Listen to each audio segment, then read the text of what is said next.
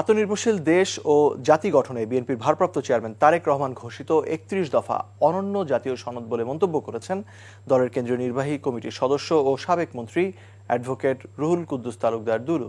রোববার বিকেলে নাটোরের নলডাঙ্গার খাজুরা ইউনিয়নে নির্বাচনী প্রচারণায় অংশগ্রহণকালে তিনি একথা বলেন। ৩১ দফার ভিত্তিতে রাষ্ট্র কাঠামো গঠন করতে আগামী জাতীয় নির্বাচনে ধানের শীষে ভোট দেওয়ার আহ্বান জানান এই বিএনপি নেতা। এ সময় জেলা ও উপজেলা বিএনপি নেতাকর্মীরা উপস্থিত ছিলেন।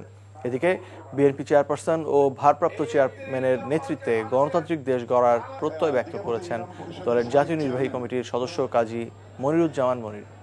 নারায়ণগঞ্জের রূপগঞ্জে কৃষক দলের মতবিনিময় সভায় তিনি আরও বলেন, সুষ্ঠু নির্বাচন এবং ভোটাধিকার ফিরিয়ে দিতে বিএনপির লড়াই অব্যাহত থাকবে।